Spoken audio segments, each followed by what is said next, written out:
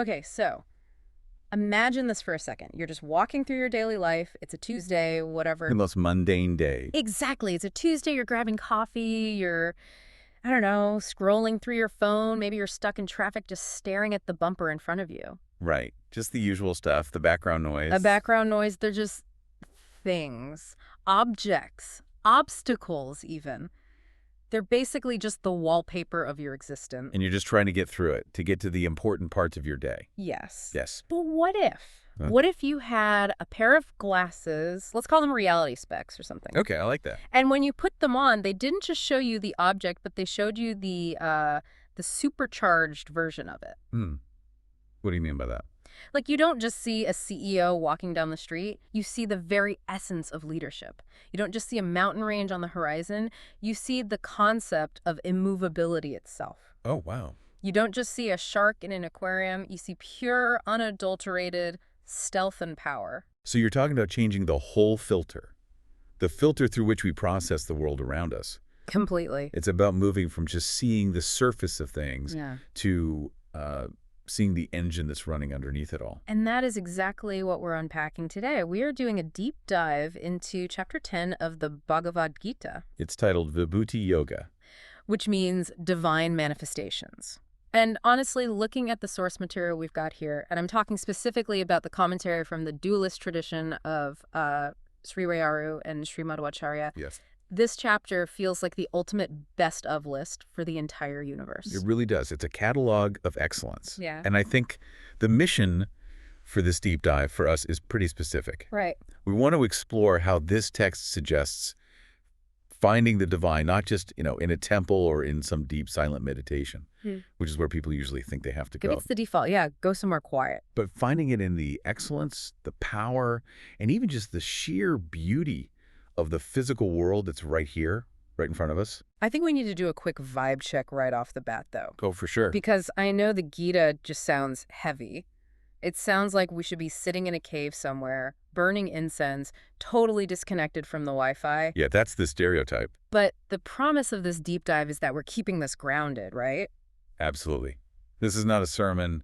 I think it's much more like a user's guide for how to visualize the infinite when you have a very, very finite human brain. That's the whole problem, isn't it? The finite brain trying to wrap its head around the infinite. It's like trying to download the entire internet onto a floppy disk. That is the central problem of pretty much all theology, yes. And if you remember, or for anyone just joining us now, in the last chapter, chapter 9, the focus was so heavily on single-minded devotion. It was all about the heart, emotion. Exactly.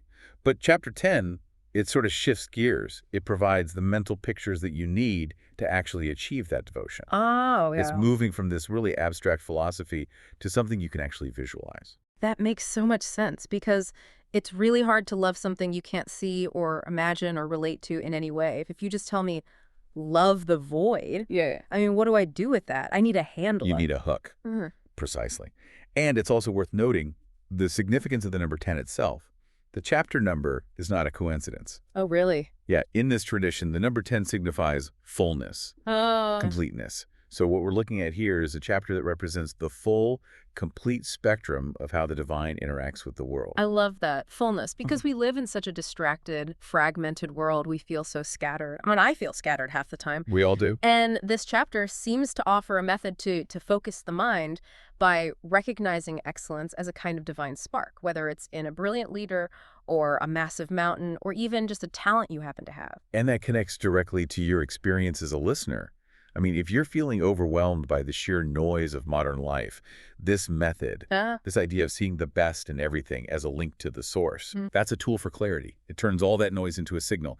Instead of seeing 1,000 totally disjointed things, you start to see one thing manifesting in 1,000 different ways. Okay, so let's jump in. Section 1, the setup. This is basically the first 11 verses, and it starts with a pretty bold claim. The text says that even the gods and the great sages, they don't fully know the source of the divine. It establishes this unknowable origin right away. The verse says, Nanyu vidu suragana, the hosts of gods do not know my origin. And what's the logic there? The logic is actually very simple, almost scientific. He is the cause of them. The thing that is created can't fully comprehend its creator. It's like a character in a book trying to fully understand the author. There's a dimensional limit. Harry Potter can never fully understand J.K. Rowling because he exists inside her creation. He can't just step out of the pages and look at her. That's a perfect analogy. You can't step outside the system you were built in to see the architect of that system. But the source material, it gives us this fascinating linguistic breakdown that I think is worth digging into. Okay. The word used to describe the divine here is anadi. Anadi. And usually people translate that as beginningless. Right. Like, no birthday, always existed. Yes, that's the standard translation. It's a temporal definition. No beginning, always was. But Sri Rayaru's commentary, it goes so much deeper into the etymology. He actually breaks the word down into ana and adi. Okay, so break that down for us, because usually when we get into deep etymology, my eyes can glaze over, but I have a feeling this is going to change the meaning. It changes pretty significantly. So ana implies activity or life force. Specifically, it connects to Mokya Prana, which is the life breath. The animating force. The animating force. And adi means cause or beginning. So when you put them together, adi doesn't just mean has no birthday. It means the one who is the cause of all activity. Oh, wow. That's a really significant shift. So it's not just a timeline thing, it's a function thing. He's the engine behind all the movement in the universe. Correct. It's a very active definition, not a passive one. And there's even another layer where ana can refer to the deity Vayu, who is Mukya Prana. So it implies the one who existed even before the life force itself. It just keeps pushing it back further. It emphasizes that we are dealing with a power that predates the very concepts we use to understand the world. Even the smartest beings, the sages, or in our modern world, our greatest scientists, they eventually hit a wall when trying to comprehend the infinite. Because their intellect is a result of that force, not a peer to it. Exactly. It's humbling. Yeah. It basically says, your brain is a tool I made, so it can't fully contain me. Which brings us to what I'm calling the psychological toolkit. Because after establishing that he is the source, the text starts listing all these qualities that come from this source. And you get the usual suspects, right? Intelligence, truthfulness, forgiveness. We expect those. If I asked you to list divine qualities, you'd probably pick those. Sure, they're on the list. But then, right in the middle of this list, it says fear and infamy, like a bad reputation. They come from the divine, too. Yeah, that always catches people off guard. It feels very counterintuitive. Totally. We want God to be the source of, rainbows and butterflies, not fear and bad reputations. Of course. I mean, usually religion is all about getting us away from fear, so why would fear be on the list of divine gifts? It's because it's about a holistic view of psychology. The commentary explains that all states of being are provided by the divine to complete the personality of living beings for their spiritual journey. Think about fear for a second. What is its actual function? Well, biologically, it stops me from trying to pet a tiger. It keeps me alive. It prevents me from just walking into traffic. Exactly. Fear is a mechanism for preservation. Without the capacity for fear, a species goes extinct in a day. And death, Ridiju, is on the list too. Right. Death is a mechanism for transition, for change. Without death, there's no renewal. So it's not saying that God is scary, but that the very capacity to feel fear, which is what keeps us from walking off cliffs, is actually part of the original design. Precisely. It's a feature, not a bug.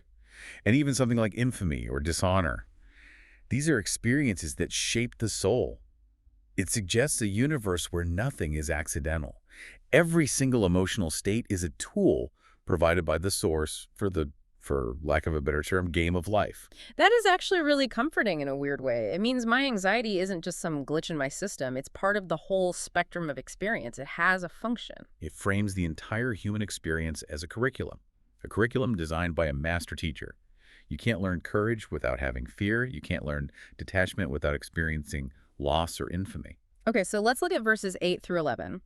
In a lot of scholarly circles, these are called the Shakar Shloki. 4 verses, yeah. They're famous for being like the kernel of the whole chapter. What is it that makes these 4 verses so special? I think they represent the pivot from pure theory to relationship. What really stands out here is the dynamic described between the learned ones or the devotees. It paints a really cool picture. The text says they teach each other and they discuss and they rejoice. It doesn't sound like they're all sitting alone in a monastery in silence just staring at a wall. Not at all. It sounds like us right now. Or like a bunch of fans obsessing over their favorite topic. That's the friendship dynamic. The text uses the phrase bodhayanta parasparam, which means enlightening one another. It implies that spiritual growth isn't a solitary confinement activity. It's a team sport. It's a shared discovery, Right. and there's joy in it. Dushantika, romantika, they find satisfaction and they rejoice. Rejoice is such a good word for it. It's not just study, it's fun. It's that feeling you get when you find someone else who loves the same obscure band that you do. Yes. You just want to talk about the lyrics all night long. Yes. It validates our human need for community in the pursuit of truth. It suggests that discussion is a form of devotion. And then right after that, we get one of the most beautiful metaphors in the entire Gita. It's in verse 11, the lamp of knowledge. Unpack that one for us because, light is a pretty common metaphor, but this one feels really specific. It is. The Lord says that out of compassion, he dwells within them and destroys the darkness born of ignorance with a shining light of knowledge. The darkness born of ignorance, that feels so relevant. We all have that darkness, that confusion, not knowing what to do with our lives, feeling lost, just that mental brain fog. And the remedy described here isn't just about gathering more external facts like reading another book. The imagery is entirely internal. The lamp is lit inside you. It suggests that clarity, that aha moment where the path suddenly becomes clear, is a kind of divine intervention from within. It directly combats that modern feeling of, having no direction. It's like you're in a dark room, fumbling for the light switch, knocking over furniture, and suddenly someone else just flips it on for you. That's a perfect way to put it. It's an act of grace. It means you don't have to figure it all out by yourself. Okay, so moving into section 2 here, which is the student's hunger. This covers verses 12 through 18. And Arjuna, who's been listening to all of this, has a reaction that I think is it's gold. It is the reaction of a true student, a true seeker. He basically says, okay, I accept everything you're saying. You are the supreme. You are the origin. I get it. And here's the kicker. He says, I will never be satisfied with any amount of your sweet nectarine words. Amritam nectar. He literally compares the knowledge to divine nectar. It's the ultimate growth mindset, isn't it? It's a curiosity that's driven by love, not just, is this going to be on the test? He's greedy for the knowledge. He's hungry for it. It's like when you find a show you love and you just binge 5 years of episodes in a single week. Absolutely. It's intellectual hunger. But I think there's also a practical urgency here. We have to remember where Arjuna is. Right, he's not in a classroom. He is standing in the middle of a battlefield. He is about to fight a catastrophic war. Yeah. He can't just close his eyes and meditate. No, if he closes his eyes, he gets shot with an arrow. He doesn't have the luxury of a spiritual retreat. Exactly. So his question leads to the absolute core of this chapter. Arjuna asks, how should I be thinking about you? In what entities? Keshu chapavishu. This is such a practical plea. I really feel for Arjuna here. Yeah. He's a warrior. He's got a job to do. He's asking, give me something concrete to hold on to while I'm still engaging with the world. Yeah. And I think a lot of us feel that. We have jobs, we have kids, we have mortgages. We can't just float away on a cloud of abstraction. We need a way to be spiritual while we are stressed out. He's asking for the Vibhutis. And this is a term we should probably define very clearly since it's the title of the chapter. The source material defines a Vibhuti as forms that bestow superiority to a specific entity among its peers. Bestow superiority. Okay, right. So it's not just saying God is everywhere. It's more like God is especially visible in the awesome stuff. Correct. While the divine essence is in every single atom, it is manifest. It's clearly visible in excellence. So Arjuna is asking, where are the power centers? When I look at the world, where do I see you most clearly? He wants the best of list, so he can focus his mind. Which leads us perfectly into section 3. The list. This is verses 19 to 31, and this is the real meat of the chapter, isn't it? Krishna just starts listing things that are the chief or the best in their category, and frankly, this list is wild. It's so expansive. It covers everything from space and elements to animals and, even grammar. It is exhaustive. But before we get into the specific items on the list, we need to understand the framework here. Sri Rayaru's commentary classifies these vibhutis into 2 types. Okay. Direct forms, which are avatars, and hidden forms, which are empowered entities. So what's the difference between those two? Direct forms are instances where the divine descends directly, like Rama or Krishna himself. Hidden forms are when the divine power enters an already existing entity like a mountain or a river or a sage and empowers it to be superior. Got it. So sometimes he is the thing, and sometimes he is the battery inside the thing. That's a really good way to view it, yeah. Okay, so let's look at some from the list. Lights and heights. The text says, among lights, I am the sun, Ravi. Ravi, which the commentary interestingly derives as meaning full of infinite glow. Yeah. It is the source of all illumination for our world. Without it, we just don't exist. It's the ultimate symbol of giving without asking for anything in return. And then among stars, I am the moon. Chashi. Now, hang on a minute. We have to address the science nerd in the room. I know where you're going with this. The moon is not a star. It's a rock reflecting sunlight. Did the Gita get the astronomy wrong here? The source material actually anticipates this very logic check. Yeah. It acknowledges that, yes, the moon isn't a star in the modern astrophysical sense. Okay, good. However, the context here is the night sky. In the category of glowing objects you see in the night, the moon is the supreme object. It's the boss of the night sky. So it's about the experience of the person looking up, not about a scientific taxonomy. Exactly. It's about impact. And the derivation for moon here is shashi, which means full of happiness. Oh, that's nice. Think about the difference in feeling between the sun and the moon. The sun is harsh, it's hot, it's burning. The moon is cool, pleasant, romantic even. So the divine is the happiness you feel in the darkness. I really like that, the happiness in the darkness. What about mountains? He says, I am Meru among the peaks and Himalaya among the immovables. The anchor points of the entire earth. And just think about what a mountain represents. It represents stability, permanence. In a world where absolutely everything changes, your mood, your bank account, the weather, the mountain just stays. That staying power is the Vibhuti. Okay, let's talk about water. I am the ocean. Sagara. Sagara. The commentary describes this as the consumer of all essence. Think about rivers. They all have their own names, their own paths, their own histories. Right. But eventually they all flow into the ocean. The ocean consumes them all. It represents that final absorption, the ultimate destination. And specifically among rivers, he is the Ganges, Jahnavi. The protector. Protects those detached from worldly life. It's a culturally specific reference, of course, but the principle is universal. This idea of purity that washes away the mundane. All right, now we get to the animals. And this is where it gets really fun and mythological. Among horses, I am Ukishravas, which I'm going to need you to explain that one because I've never seen that horse at the Kentucky Derby. No, you definitely will not find Ukishravas at the track. Yeah. This is a mythological horse born from the churning of the ocean of milk, a very famous cosmic event in Vedic lore. The name implies highest fame, or even loudest neigh. It represents the absolute peak of vitality and power in the animal kingdom. And what about elephants? Airavata, the great white elephant of Lord Indra. Again, it's not just an elephant. It's the king of elephants, the specific mount of the king of heaven. It implies pure majesty. And the lion, Mrigendra, the lord of animals. That one feels kind of intuitive. The apex predator, the king of the jungle. Right. That one is power incarnate. Easy to see. But then we get to the one that always makes me stop and pause. The text says, among aquatics, I am the crocodile, Makara. Yes, the Makara. Why a crocodile? I mean, sharks are scary, whales are huge, dolphins are smart. Why the crocodile? Is it just because they're dangerous? This is a fantastic deep dive moment. Because if you just read the simple translation, you completely miss the point. The source derivation that's provided in the commentary is fascinating. Lay on me. It breaks down the word Makara into its parts. Ma, which is short for prakash, or reveals, plus kara. But in this grammatical context, the combination implies one who reveals very little about himself. Whoa, wait, one who reveals very little. Think about the nature of a crocodile. It's powerful, it's ancient, it's deadly.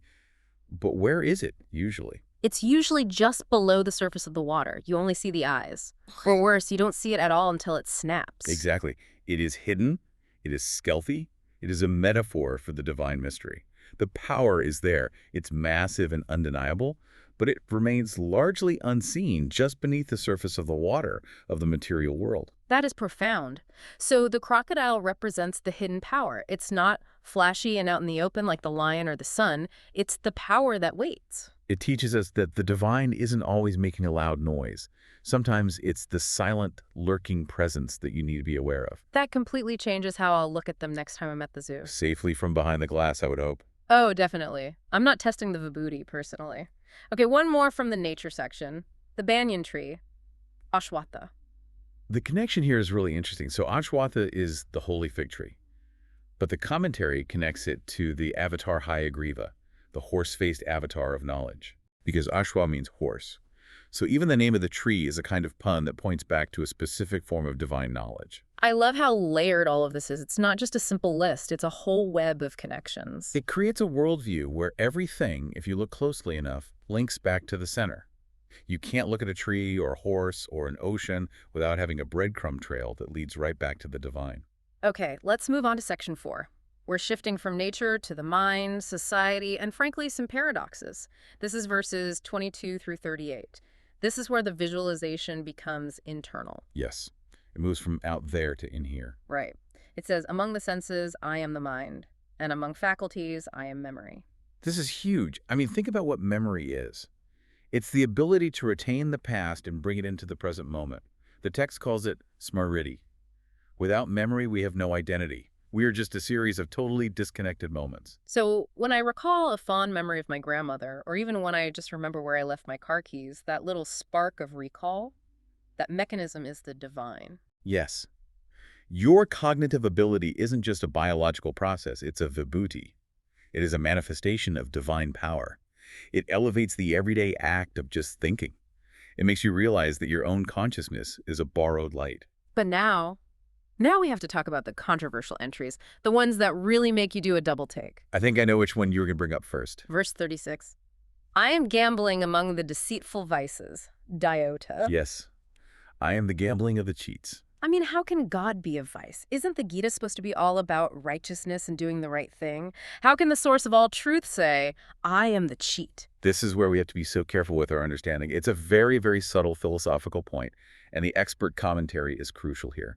The text does not say he endorses the sin of gambling. Okay, phew. It does not mean go forth and gamble. So no divine mandate for a trip to Vegas. No. It means he is the power or the efficacy within that activity. What makes gambling work? It's the system of chance. It's the risk-taking capability, the mathematical probability, the psychological ability of the gambler to even take that risk. That underlying structure and the energy required to execute it comes from the universal source. So it's about the engine under the hood. Even if the car is being driven recklessly off a cliff, the engine itself is still a masterpiece of engineering. That is a perfect analogy. It emphasizes that the divine is present in everything, not just the nice things. If he were absent from the vices, then there would be something in the universe that exists outside of God. And in this philosophy, that's impossible. He's the power in the hero and the power in the villain. That is a heavy concept. It forces you to stop judging things as godly versus ungodly and start seeing the underlying energy in everything. It takes the morality out of the physics of it. It moves you from a place of judgment to a place of awe. You can look at a scam artist and say, what he is doing is wrong, but the intelligence and the charisma he is using to do it, that's a divine spark just being misused. Speaking of judgment and arguments, there's another specific entry that feels incredibly relevant to our social media age. Which one? Among arguments, I am Vita. Ah, yes. It's such a practical distinction. In the ancient tradition, there were generally 3 types of debate. Okay, lay them on me. First, there's japa. That is arguing just to win. To crush your opponent, bolster your own ego, and just look good. So, the internet. Yes, the comment section of most political debates fall into this category. Right. Second is vathanda. That's arguing just to destroy the other person's point without even having a coherent point of your own. It's just trolling. Pure trolling. Destruction for the sake of destruction. And then there is Veda. Veda is a discussion where both parties are honestly searching for the truth. They are partners in discovery, not enemies. They are willing to be wrong if it leads to the right answer. And the Gita says God is that one, Vada. Correct. The divine is found in the honest, collaborative search for truth. So, a toxic Twitter thread, not divine in this sense, but a productive meeting where you actually solve a problem, or a conversation like this one, hopefully. That is Vada. That is where the stark is. That is such a great filter for all our interactions. Am I engaging in Vada right now, or is this just Jalpa? If I'm just trying to win, I've already lost the connection to the source. It completely changes how you communicate. It makes truth the goal, not victory. The list also includes silence, Mona. I am silence and secrets. The power of keeping counsel. We live in this age of constant oversharing, but there is a divine quality in the wisdom of not speaking, in holding space, in the secret things that need to incubate in the dark before they're ready to be born. And finally, in this section, the text lists a very specific set of feminine qualities. It lists fame, wealth, speech, memory, intellect, firmness, and tolerance. Yes, Kirti, Shri, Vak, Smriti, Medha, Dhriti, Chama. These are often personified as goddesses in the Vedic tradition, but here they're listed as powers. And note that speech, Vak, and intellect, Medha, are considered feminine powers here. It's an acknowledgement that these subtle, creative, and sustaining forces are manifestations of the feminine aspect of the divine. It treats them like superpowers, not just as adjectives. Like, tolerance isn't just being passive, it's an active power, the ability to withstand. Exactly. The ability to hold space for others is a formidable strength. Okay, so that's bringing us into section 5, the spark theory and ego death. This is verses 39 to 42. And this is where the rubber really meets the road for us, personally. This is the application phase. We've seen the whole list. Now, what does it actually mean for you? Verse 39 says, he is the seed of all beings. Nothing moves or exists without him. But then verse 41 gives us what I'm calling the tejas factor. Idea, splendor, brilliance, energy. The verse says, whatever you see that is glorious, beautiful, or powerful, understand that it springs from but a mere fragment of my splendor. A mere fragment. Amsha Sambhavam. Born of a part, a tiny fraction. This is the real aha moment for the ego. Yeah. Because let's say I'm a really good artist. Or I'm a CEO who just closed a massive deal. Or maybe I'm a parent who just managed to calm down a screaming toddler, which, let's be honest, is a superpower. It absolutely is. I feel proud. I think, I did that. I am awesome. And the Gita says, no, you didn't. It's a little harsh. But it's also incredibly liberating. It says that the greatness manifesting through you isn't yours. You are the conduit. The electricity is the divine. You're just the light bulb. That completely reframes the idea of success. If I'm just the light bulb, I can't get arrogant about shining. Exactly. It kills arrogance instantly. It's not me. But here's the other side of that coin. It also kills jealousy. Oh, how so? If you see someone else shining, someone richer, smarter, more talented than you don't have to be jealous. You can realize, oh, that's just the same divine spark shining through a different bulb. You can admire the electricity without envying this specific light bulb. That is really, really helpful. It turns the world from this constant competition into a gallery of divine art. Instead of, why do they have that and I don't? It becomes, wow, look at how the light is hitting that person. Beautifully put. It creates a sense of unity. We are all powered by the same grid. Now, before we get to the very end, there's a kind of nerdy detail in the source material I want to touch on. It's this logic of the second best. Ah, yes. The hierarchy question. Sometimes Krishna names the second best thing as his form. For example, he says, among deities, I am Indra. But in the grand cosmic hierarchy of this tradition, Indra isn't the top dog. Not by a long shot. Brahma or Vayu would be higher. So why pick Indra? Did he forget his own org chart? The commentary explains this beautifully. It's all about context. Indra is the king of heaven, of Swarga. In that specific context, the context of ruling and administrative power, he is the Vibhuti. So it's situational excellence. Yes. Or take the Vedas. He says, I am the Samaveda.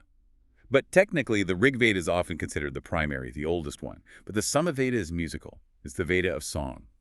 So perhaps in the context of beauty and devotion, it takes precedence. It shows that power is nuanced. You don't have to be the absolute, total number one in the universe to be a divine manifestation. You just have to be excellent in your specific role. That's really reassuring. You can be the Indra of your accounting department. You don't have to be the CEO of the entire world. Exactly. Be the divine spark in your spreadsheet. Excellence right where you stand. So that brings us to section 6, the conclusion.